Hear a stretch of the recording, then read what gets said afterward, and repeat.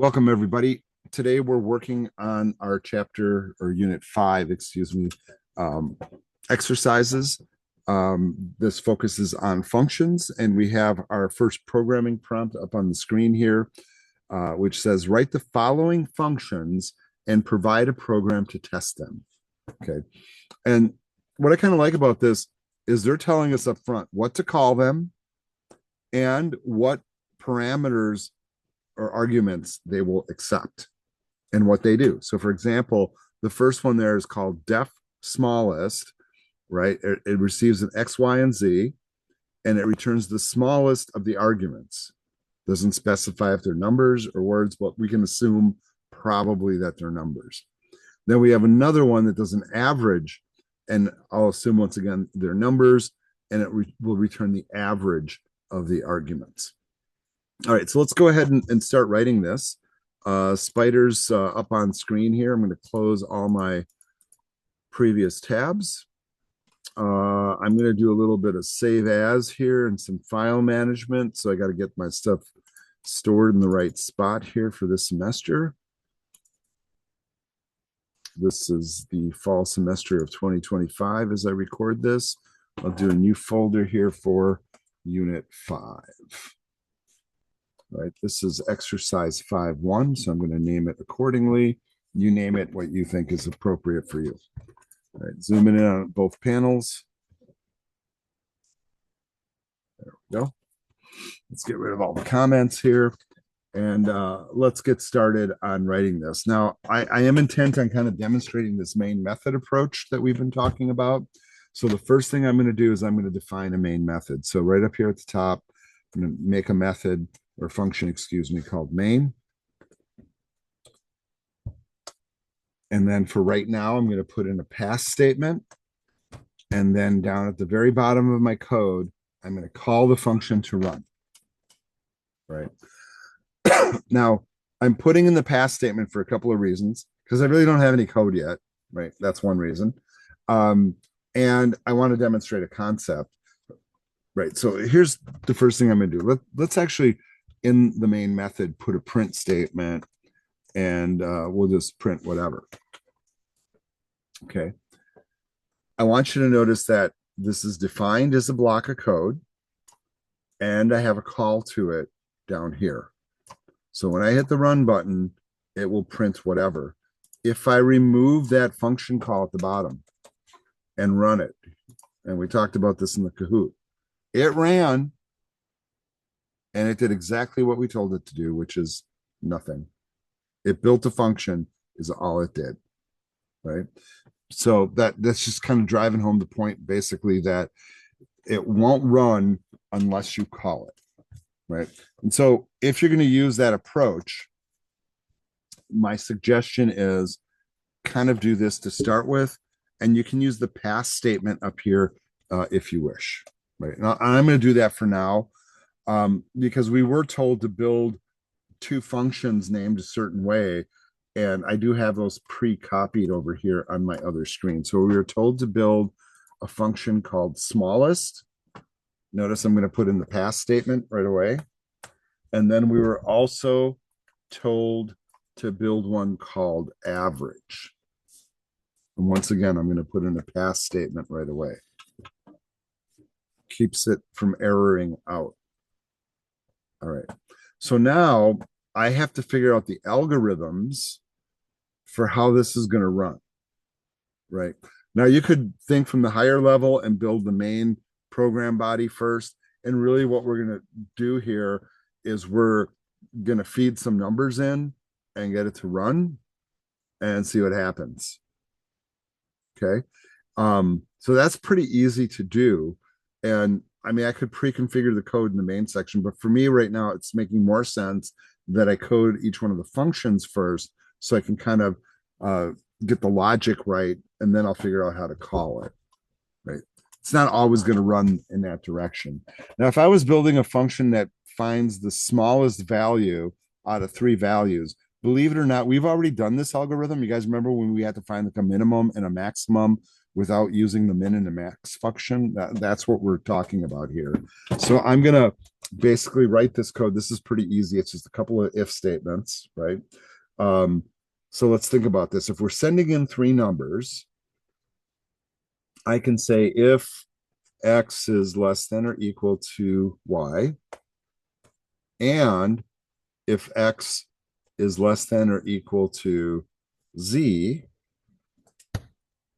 then we will return, if I can type it, we'll return x as the smallest. See the thinking? So we're sending in three numbers, we figure out which one's the smallest, and we send it back. We don't add to it, we don't manipulate it, we don't change its data type, none of that stuff. We just send it back to them, right? Well, what if y is less than or equal to x and y is less than or equal to z? That's another possible scenario, correct? And in that case, y would be the smallest, so I would return y. And then otherwise, if x isn't the smallest and y isn't the smallest, do I need to check anything else? No, I mean, logically, if it makes it to the end of the function, you're just going to return z because that has to be the smallest. Okay, so some people will say, couldn't you write that as a if, else if, else? Sure, you could write it like that too. That would also work.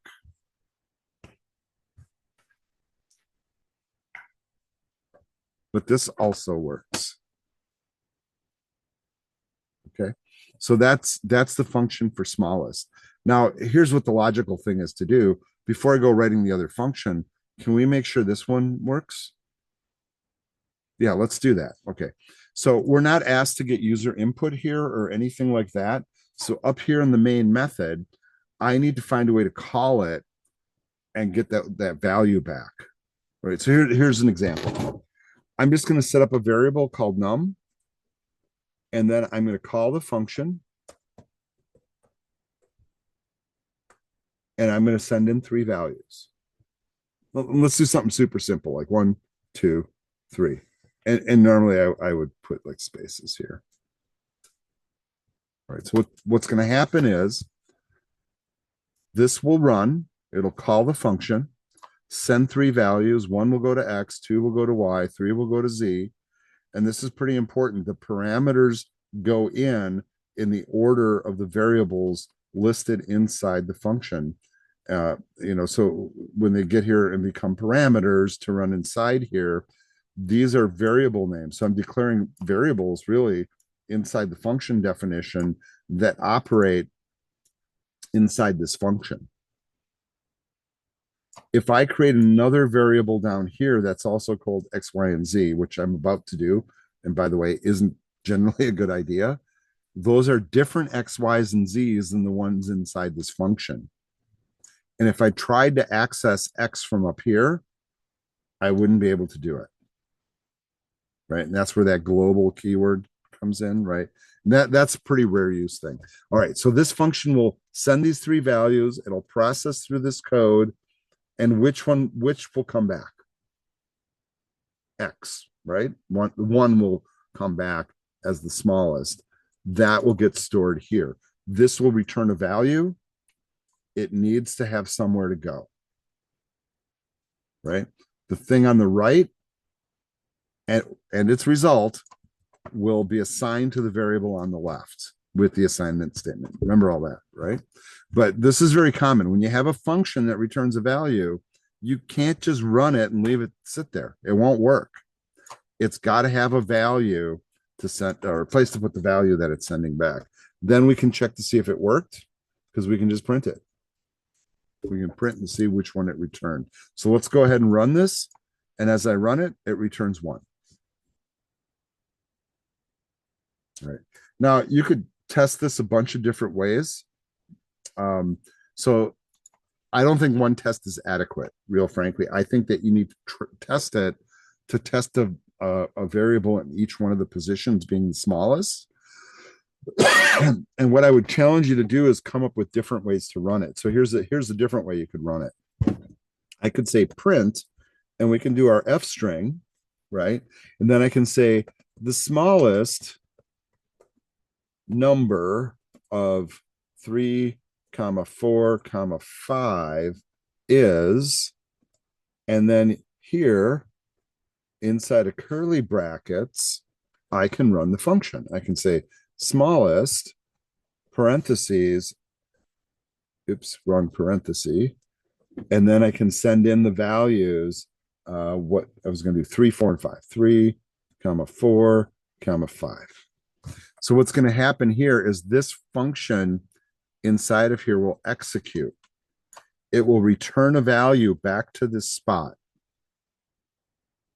and then it'll print out on the screen. So even though it's not going into a variable, it still has somewhere to go. It's going into the print statement as a parameter, basically, for the print statement, which is also a function. And really, I wanted to switch the order of these. So maybe we should do, 5, 4, 3. This is just text, but these are the actual parameters. So 5, 4, 3. Which one's the smallest? The third one. So it'll actually hit down here. All right, let's run this and see if it works. All right. That's correct. It did work. All right. So this is an alternate approach. I would argue that you probably want to test it again. So maybe you could just copy the first code that you used and run that again and maybe switch the order of the numbers. We haven't tried the smallest one being in the middle yet, so we could put in a larger number there. And so this should output 2.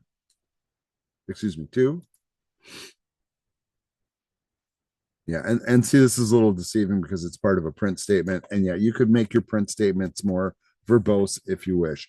What we're really concerned about here is defining the functions, setting up the main method, getting it to return a value, putting it up on the screen.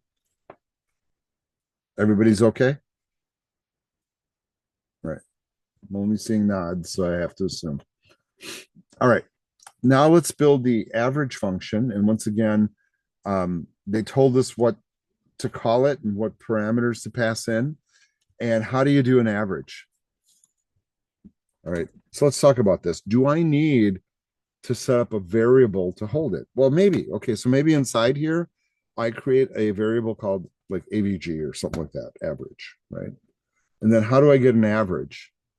Well, I would take those 3 values, I would add them together, and then divide by how many values there are, which is 3. So I could go X plus Y plus Z divide by 3. Would this give me the right answer? Pat's very quickly shaking his head. Anybody agree with Pat? You gotta do the math. Divide. Yeah, right. So this is an order of operations trick, by the way. This is a higher order of operation than addition. So this would happen first, and it would give you the wrong answer, by the way. Because really the math we want to do is this math. We want to put a parentheses or set of parentheses around X plus Y plus Z, total that, and then divide by 3. That would give you the right answer. And then once we've calculated the right answer, we would then, of course, return the value of average. Okay, let's run this, and then I'm going to show you an alternate way to do this one as well. All right, so up here in the main program, I'm going to make a blank line up there. And now we want to kind of run the same thing. Let's just keep using the num variable, not a big deal. But this time we're going to call average. We're going to send in some numbers. And you know what? I think it's really a good idea to use really simple numbers to start with, just to make sure stuff's working and you can like kind of calculate it in your head. It's not hard to do. So what's the average of those numbers?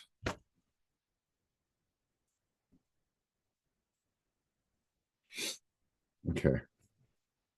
Pat's giving me a 5, 4. You guys, a lot of people are shaking their heads. What's the average of those numbers? You type it in the chat if you want. 3333333. Ah, okay. 3 repeating. All right. Let's see if it works out. All right. So I'm going to just do a print num and let's see if that's what we get. So we'll still get all this old stuff that we had. Like we'll still get all this stuff. And then it's just going to add the answer below it. So let's see if that's, yeah, it did it. Yeah, good. It worked. It's not the prettiest thing, but it worked. All right. So we assured that it works. And now if you want, what I would suggest is you test it at least a couple more times. I have another one here where I just did a F string thing and I just said, the average of 12, 34, 45 is, and then inside my curly brackets, I just called average with those actual values of 12, comma 34, comma 45. All right, let's run that. I notice we got another one with a 0.3 repeating. That's pretty good. That was not by design. And once again, I'd like you to test these a couple of times. So folks, this is exercise 5-1, right? A lot of concepts floating around here, right? That we're kind of focusing on. And hopefully you're picking up on most of them here. Any questions or issues, anybody?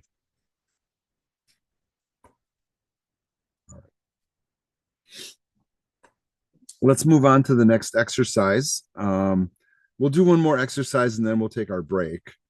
The next exercise, and maybe we'll take our break in the middle of it. I'm not really sure. We'll see how long it takes. Kind of the same approach here. Write the following functions and provide a program to test them, right? So this one's called all the same, and it says returning true if the arguments are all the same. All different returns true if all the arguments are different. And sorted returns true if the arguments are sorted with the smallest one coming first. All right, so we got to figure out the algorithms for all those, but we are given the names, right? So we can build out at least like the structure of our program pretty darn quickly. Coming back here to Spider, I'm going to save my previous program, create a new file, do a quick save as here. We'll call this one exercise 5_2. I am blowing away all this comment code here and zooming in. All right, so with 5-2, we will do our main method. I'm going to leave a couple of blank lines here at the top, and I'm going to show you the why here in just a second. Let's set up our main method. Put in a colon. Let's put in the pass statement right away just to like not throw errors. And then I'm going to do a call to the main method at the bottom. We'll type a whole bunch of functions down here, you know. In fact, if you want, you could do something like this. Functions below, you know, something like that. The other thing that, you know, kind of gets interesting as you start to build more complex programs, I think it also becomes helpful both for yourself and for other people that might have to look at your code to start doing, I wouldn't call it ASCII art, but start doing like some explanation about like what's going on in your programs. You know, like this one, I'm calling it the does stuff program. Maybe you put in your name and your date, provide info about the program. And really, the more complex the program is, maybe you'd have something that like, you know, this program calculates the blah, blah, blah, blah, blah, right? And has parameters for this and stuff for that. And you could give a whole description up at the top. So when somebody opens up your code, like, oh, okay, yeah, it's all right here. I got it. Right. So that's very subjective and very optional, by the way. But we have our main method all set. And then we need to start writing some of these functions. So the first one that we're asked to write is this one. Right. And for all of these, I'm just going to use the pass statement on all of them, by the way. Then we are also asked to write one called all different.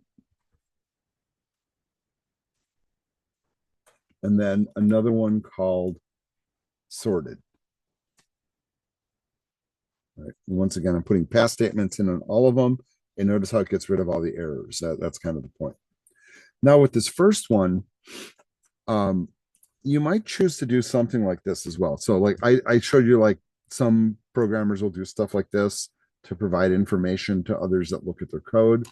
Another thing that's pretty standard as well is to also do documentation for all your functions inside your code. So for example, and this I have pre-configured from, I don't know when I last typed this up, but for this one here that I'm typing up called all the same, I typed this up, and this is a pretty standard format for commenting on this stuff. All right, so this is a description then, in other words, for this function. Tells me what's coming below. So this one says, determine if three values are all the same. I list my parameters. X is the first value, Y is the second, Z is the final, right? And then I also list, what am I returning? I'm returning true if all the values are the same, false otherwise. And so without reading the code, I already know what the function's going to do, right? I know what the parameters are. I know what it's returning. And that way, if I wanted to use this as a black box, that's all the information I need is this information here at the top. And what the code is, like, whatever. I don't care what the code is. I just want to get in the car and drive to point B. You know what I mean? So let's figure out, like, how would we figure out if values are all the same? Okay, it sounds like an if statement to me, right? So if I read a statement that's like, if X is equivalent, oops, not plus plus, equivalent, two equal signs to Y, and X is equivalent to Z, they're all the same. So I'm just going to return true. And this is a Boolean value, right? So this is, you know, the other data type, right, that we don't talk about a lot. That's just a true false value. Be careful with this one. In Python, I think these are required to be uppercase on the first letter. Other languages do not operate that way. Now, if they're not all the same, do I need to check anything else? If they're all the same, it's going to catch. If they're not, I'm just going to return false. That's the whole function. And notice I did lowercase. Doesn't like it. Yeah, it doesn't like it. Uppercase, and notice how color coded. All right. So then I would need to test this code. So up here in the main, I will write some code to test it. And here, let's just start with some basics here. I'm going to start with a blank print statement just to push, you know, the output down a little bit. And then I'm just going to start writing some code here. And I have some of it's pre-configured, so I'm kind of sort of borrowing from myself. I'm doing all F strings here. Right, there's the curly bracket. Inside there, I'm going to call the function all, and what did I think there's a capital T. Yep. So camel cased, all the same, parentheses, and then I'm going to throw in my values. And it looks like I'm throwing in 1, 2, 3, because those are easy to throw in. Right. And I need my closing double quote here so it doesn't fail. And this is not right. That should be a curly bracket. Got one extra parenthesis there. Right? Somewhere here, it's not liking my code. And now you see what I'm doing here is I'm making sure. And what's my error? Oh, yeah, okay, that should be, there we go. All right, much better. All right, let's run this and see if this is true. Are they all the same? False. And notice how this brought the false value back and just put it up as text. No, they are not all the same. All right. Um, we can do the same thing. And I'm just going to tweak the values, right? So let's do one where we send in the number 2, and the number 3. They're still not all the same. Right. So let's run that. Also false. Then let's do another where they are all the same. And let's run that and just make sure it sends back a true, and it does. Now keep in mind, this stuff here is just text, but it's helpful when you're looking at the results, like what are you analyzing? Because I could make this say one thing and then send in different values here, right? I mean, who's to know, right? Well, the code is to know. All right, so that's the first one. Right. And that I do make a point here. I kind of did this as well last time, right?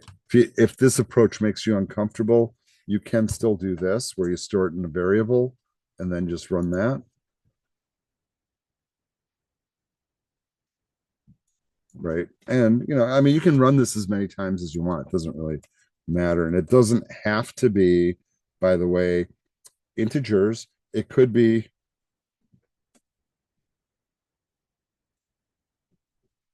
those are all the same too, aren't they? And they're floating point numbers. Does Python care? No, Python doesn't care. Want to do something even weirder? Even though these are not numbers I'm sending in. Here, I'll just kind of make a point here.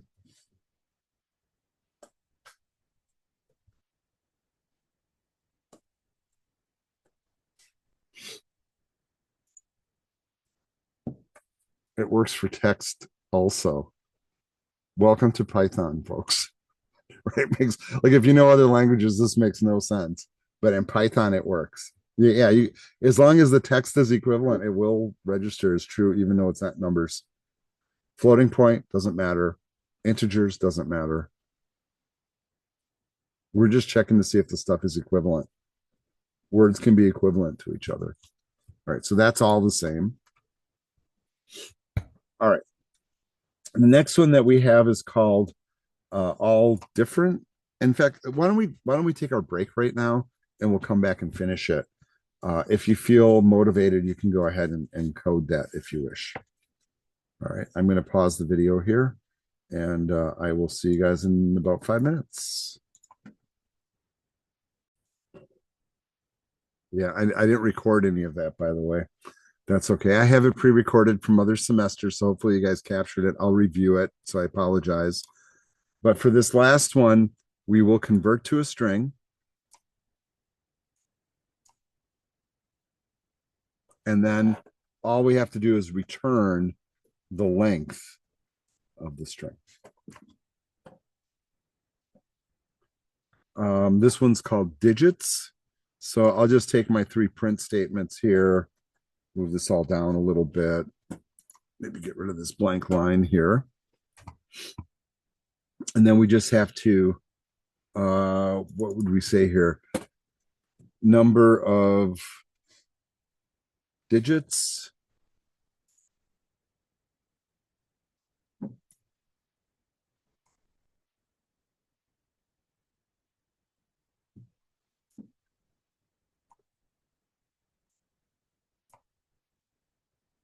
And then, of course, we would change this to digits. Let's be smart and do a little copy paste here.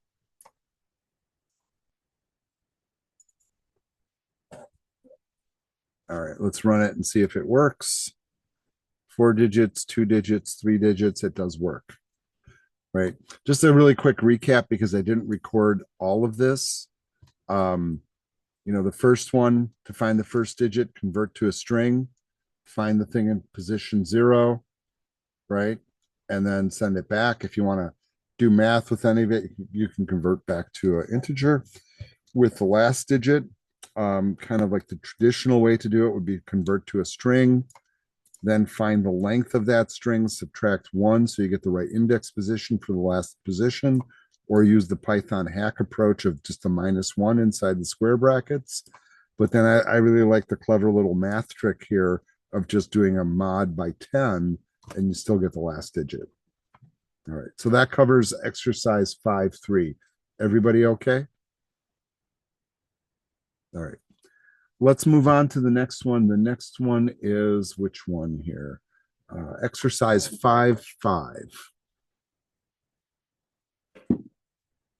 All right, so for exercise 5.5, this is kind of I guess kind of a silly one, right?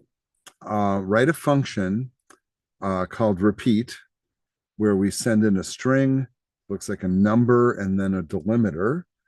And then that returns a string repeated n number of times separated by the string delimiter.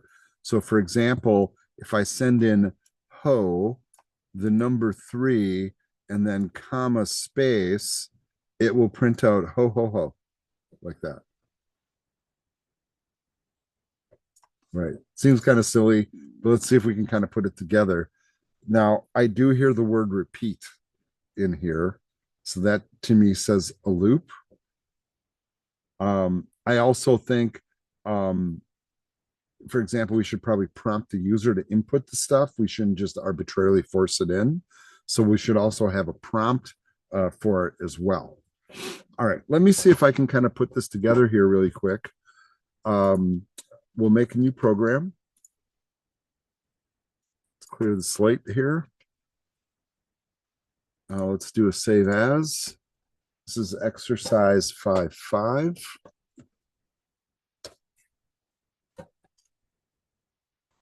Let's set up our main method. Let's put in a pass statement for now. Let's come way down here and run that main method so we know the program executes. And then we're told to build this function, right? It's described, in the thing. And we'll also put in a pass statement here. All right. For the main method, let's start by doing a prompt to capture all, or prompts. Let's do a series of prompts to capture all 3 of those values. All right. So up here, let's do, what do we want to call this? Input str, I think is something we've been calling it all along. You can call it whatever, it doesn't really matter. We do want to capture it as text, by the way. So here, let's prompt and say, enter a string to repeat. Right. Let's write another prompt and we'll store it here, which will be, we'll count how many times we want to repeat it. Whatever that they're inputting, we are going to convert it to an integer. So we'll put our input statement inside of the integer conversion, and we'll ask how many repetitions? Question mark. And then let's declare a delimiter, and I'm just actually going to list it all the way out like that. And this is just going to be text. And the prompt should be separated by question mark. What text or characters or special symbols or whatever do you want to separate those strings by? And in the example that we saw in the document, it was comma space, comma space, comma space, but it could be a dash or an at sign or underscores or whatever you want to put in, or whatever the user wants to put in, right? Now inside the function, we are going to end up having to call it, right? And whatever happens with it, we really want to kind of just put it up on the screen, right? So when we call it, let's just call it from inside of a print statement. So I'm just going to write my print statement straight away. We'll use F strings and we'll say, well, you know what? We don't really need to say anything. We just want to call the function, right? So right here, could I call the function? In fact, I don't even need the F string then, do I? No, I don't. I can just call the function directly. And then inside here, we'll send the input string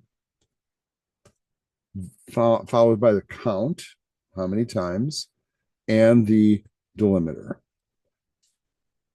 And that goes right inside of a print statement and it'll just come up on the screen. And that says undefined. Oh, I spelled it wrong. Yes, I did. Okay, so let's fix that. Takes care of the underline. Let's come down to the repeat function and build this. So whatever string is coming in, we want to put that on the screen, right? And maybe they'll just type, whatever.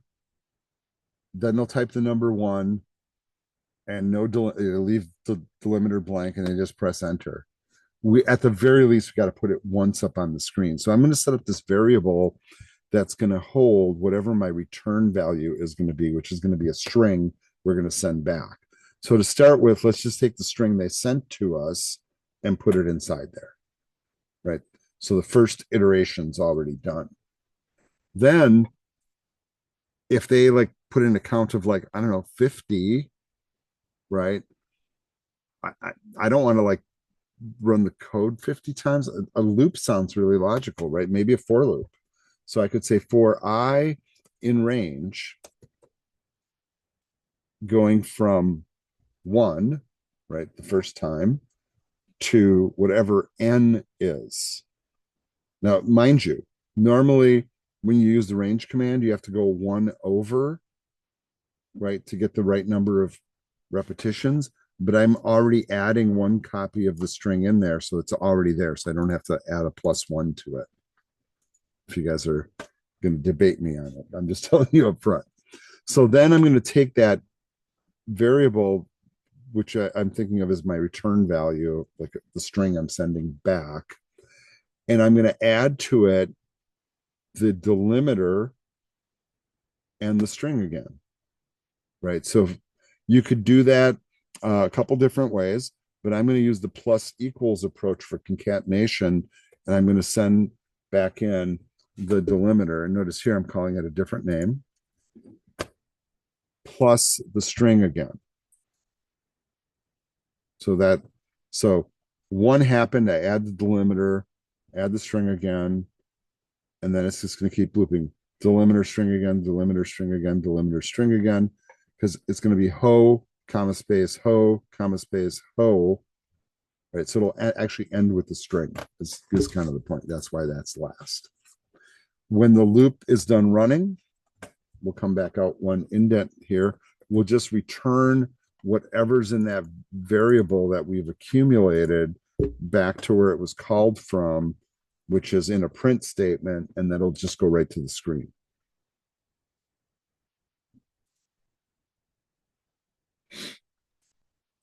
All right. So that's all of it right there. That's all the code we need for that one. All right. Let's save this. Let's give it a run. See what happens over here in the console. Enter a string to repeat. And let's use what they gave us, right? So let's just do ho. How many repetitions? 3, separated by comma, space, enter. Okay. Ho, comma, space, ho, comma, space, ho. It worked. Yay. And there was much rejoicing, right? This is pretty simple, but you can have fun with this. So like, for example, if I want to do, something a little more snarky, like my standard whatever, and I want to repeat it 123 times, and I want to separate it by, oops, I guess I pressed enter a little bit too quick. Did you see what happened with no delimiter? I think it's actually kind of amusing. Let's run that again. Right, so let's try that again. Whatever. How many repetitions? Let's do a few extra this time. How many is that? 234,000. Right. Is that a little excessive? Yeah, it's a little excessive. Press enter. And now I'm going to put in a dash in between all of them. Will this work? Or is this going to like blow up my computer? It's totally going to work. If you crash, we know why. Yeah. But notice it just did it 234,000 times in like a second. Right? Check it out. I know this is functionally useless, but it did do it. And you guys notice that it didn't choke, it didn't freak out, it didn't exhaust memory or any of that kind of stuff. It actually worked pretty darn well. Right? So you can kind of put in some ridiculously large values on this. If you want to give yourself an interesting challenge, I'm going to like posit this for you. You could take the main program body, right, which is basically this code, right, and you could put it in a loop and run it again. So I don't know if you guys are interested in learning how to do that. It wouldn't take very long to do it. Should we try to do that? All right, Pat says yes, so we're going to go ahead and do it, Pat. All right.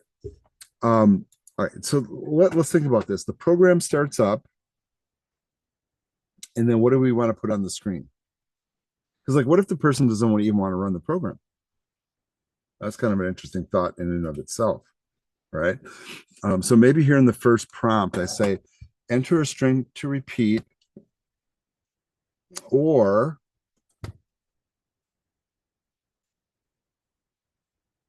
type a blank line to quit. So in other words, we could set up our code to jump out and quit right here, right? Maybe that's what the user wants. So here's what I'm going to propose, right? That this code here will be part of our loop, and only the first prompt will appear outside of it. So here I'm going to put in a while loop, and my while loop will look like this. While input string, what's the logic to get the loop to run? Does not equal an empty string. Then we'll go ahead and proceed with the program. Now, what I'm going to do is I'm going to move this code to be indented inside the while loop. So let's think about this. They get the first prompt. If they type a blank line, the while loop doesn't run, and they're out of the program. In fact, let's tell them they're out, and we'll put a little print statement here, and we'll say, program complete. Thank you. Come again. Or whatever, right? Whatever message you want to say, just to show that it's over, right?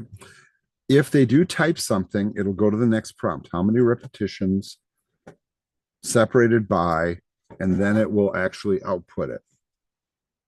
And let's just put those lines here. After it outputs it, we could type in a blank line and then reprompt the same original prompt right here. And as long as they don't type a blank line, the loop will keep going. So now the control of the program running stays in the hand of the user. They have to type a blank line to get out of here. What do you think? Is this going to be a good plan? Just nod and smile and say yes. Yes, this will work pretty well, actually. So let's just go ahead and do that. And I'm trying to widen out the code here so you can see that that one statement really is all on one line and that it fits inside there. All right, here we go. Here's the run. And let's make it something simple. So I'm just going to type a blank line. Okay, program complete. We're done. All right. Let's this time try to make it run. So I'm going to type in a silly phrase. I want 23 repetitions. I want to separate it with a bunch of silly @ signs. So there we go.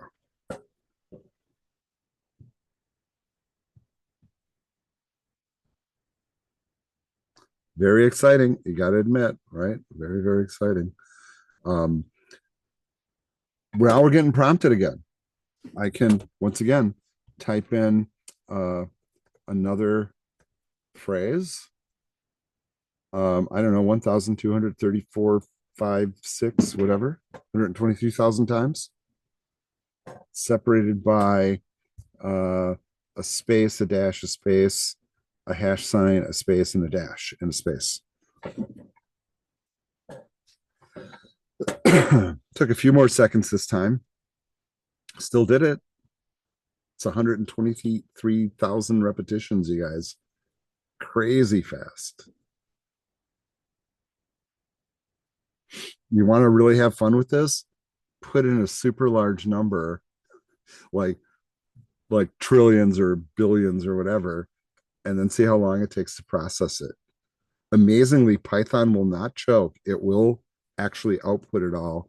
It's still prompting me to continue. I am going to type a blank line to quit though. But this little structure here, like if you have a program you want to keep running, this is really super easy, especially if you're interacting with a user and you're giving them a prompt. You can give them an out right from the beginning, and then you put the rest of your code inside the while loop. We're still running a main method, right? This is a pretty usable technique.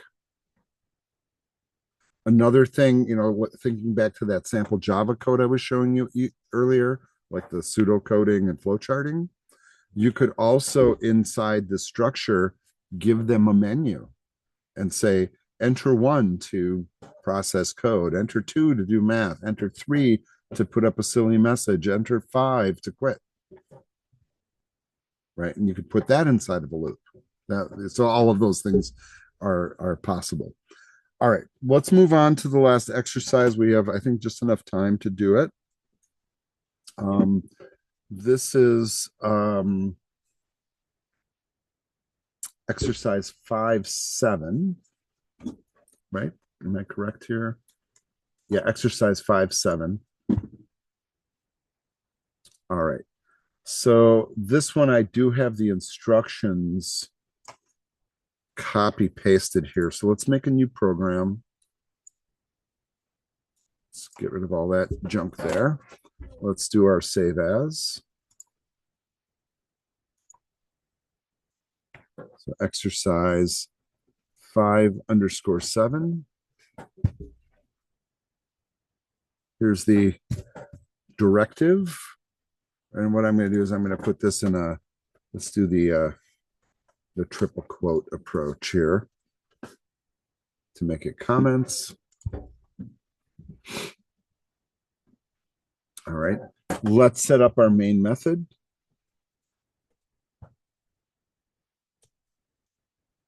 Put in a pass statement for the moment. We have the name of a function here, which is called count words. Also a pass statement. And then way down here at the bottom somewhere, let's call our main function.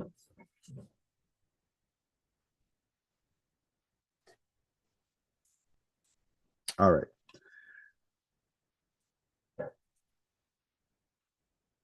I'm just reading the instructions. It says that function count words that returns a count of all the words in the string.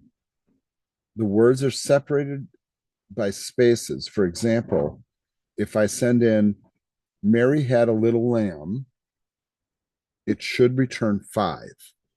And so how is it doing that? It looks at Mary, right?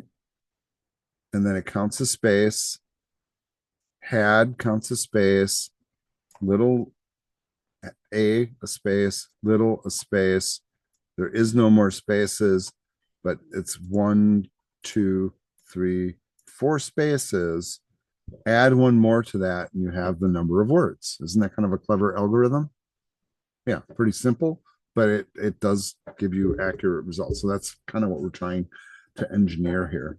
So what we're going to want to do, at least in the main program call, is we're going to want to prompt the user to enter a string. So let's just give that prompt right now. And then here, let's think about this. If we're going to ask it to count words and then we get a result from it, we want to store it somewhere. So I'm going to set up a variable called word count. And then I'm going to call count words, which I haven't coded yet, but I'm going to call it. And I'm going to put the input string inside of it. That's going to return a numeric value that I'm going to store here. And then I want to put that all on the screen. And I can just simply use a print statement like this to put it on the screen. Okay. I still have to engineer the function, but that's the main program body right there. All right. So let's figure out how we're going to engineer the function then to make it work. Now, if you start reading up on how people input strings into programs, and this is a thing we talked about in the database class earlier today also. You guys remember what function we used in MySQL to get rid of leading and trailing spaces in text? I think in MySQL it was the trim function. There's a similar function in Python for text called the strip function. And I'm just going to code it and then I'll explain what it does. So I'm going to take the string that's coming in and I'm going to process it and store it back in itself, by the way. So I'm going to take the string and then I'm going to run the strip function or method. And what this does basically is it takes a string, and if there's like somebody typed a word and then press space at the end of it, I don't want to count that space, right? I want to get rid of it. The strip command gets rid of leading and trailing spaces in text so that we just have the letters, right? Why am I doing this? Because what if they type something with a space, and then my technique for figuring out how many words is to figure out how many spaces I have in between, right? And they might have an extra space at the end, which will throw off the whole count. Because a lot of people, when they type, like type a word space, type a word space, type a word space, type a word space, right? And then even if they had a period at the end, they might have still, the last word might have been word space, then period. That happens, right? So our goal is to get rid of that. So we're going to strip the trailing space or the leading space from a string. And if you want to remember that, I wrote a little comment last time and threw it in the code, probably for the benefit of the students, probably to say, hey, if you're not sure what that does, well, remind yourself. You can also look it up. All right. Let's now move down to an if statement. So for example, if the string is blank, what if they don't type anything? We can just return right there. And what are we returning? 0. There's no words. I want you to notice, hey, wait a second. Can you do a return statement like that? Shouldn't this be on the next line? It doesn't have to be, right? Normally, right, we write an if statement that should go there. But what I'm showing you is that this is an option too. You can, if it's a really simple return statement, if it's blank, just return 0. We're done. And interestingly, whenever we hit a return statement inside of a function, if there's more code down here, we're not going to run it because we've already returned. We've already jumped out. Okay, let's say that's not the case. They actually did type some words. All right. Well, if they type some words, we have at least one. So let's set the count equal to 1, new variable. And so there's at least something in there. It's at least one word. I know that up front. Then what we want to do is we want to process the string character by character. And what are we looking for? Spaces. So Mary space, had space, a space, little space, lamb, right? We'll go through every letter. Every time we hit a space, we'll add one to the count. All right, so we'll say this. For each character in the string, do the following. If the character is equivalent to a space, right? Notice I put a space in between the double quotes.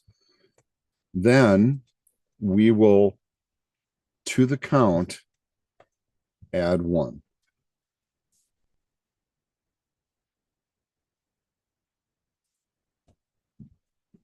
If it's not, we're not going to do anything. We're just going to keep running. You know, oh, it's a letter, it's a letter, it's a letter. Oh, it's a space, count 1. It's a letter, it's a letter, it's a letter. Oh, it's a space, count 1. That's what we're doing. At the end of the whole thing, ultimately, we just return the count because that's all we really want to know. How many words did we count? So that's the whole function there. And the whole program. That's it. Kind of crazy, simple, really. Very little code to kind of make it happen. All right, let's see if it works. All right, so let's save. Let's hit that run button. Enter a string, please, maybe a whole sentence. Let's try the sample phrase. Mary had a little lamb. 5 words? Yes. All right, let's make it more complex. The Green Bay Packers. Okay, I should be polite here. They defeated the Steelers yesterday, and it was wonderful. Oh, what didn't it like? Oh, for some reason it thought the and word. Okay, so that's not good. Let's try that again. Let's run that again. All right. The Packers beat the Steelers. And okay, see now, why am I typing and again? Okay, I'm not really sure why it was triggering one time and not this time. And now I notice what I'm doing. Okay, this time the and word works. Why did it trigger there? I'm not really sure. Oh, I know why. I never ran the program. It thought I was typing Python from scratch. All right, so it does work. And so really, if I took this phrase here, ran the program, and pasted it in and hit enter, it would have worked just fine. Okay, there we go. 13 words. If you want to give yourself a challenge again, you want to keep this program running, right? You want to try that looping approach again. And I'm just going to do it as an example. You could put all that code inside here. So like I could check right off the bat.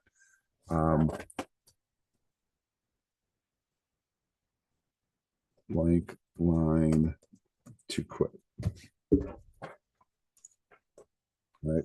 So I would set up a while loop again, and I would say if the input string does not equal blank, then run the remaining code, and I would just indent this stuff, right?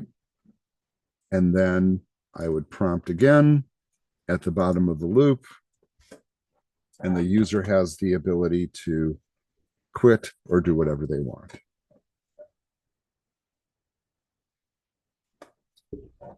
And I know that the word wrap is kind of like fighting us a little bit here, right? But it is all on one line.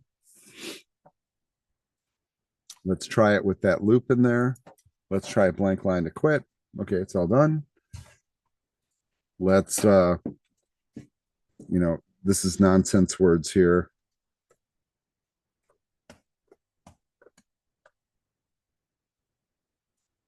Blank line.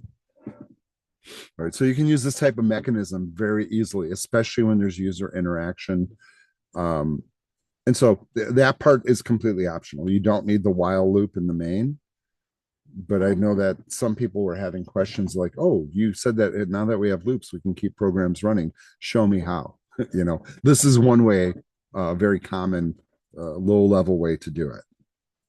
It does work though, right? And isn't that a whole lot easier than going to the run button every time to try your code? Yeah, totally. you didn't run the code the second time. Yeah, well, that's why I got that error here. That was the why, right?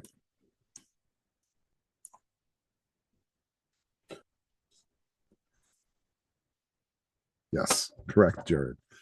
All right. Any questions on that one? You guys are good? All right. We are at time, believe it or not, almost perfectly. So I'm going to go ahead and end this video here.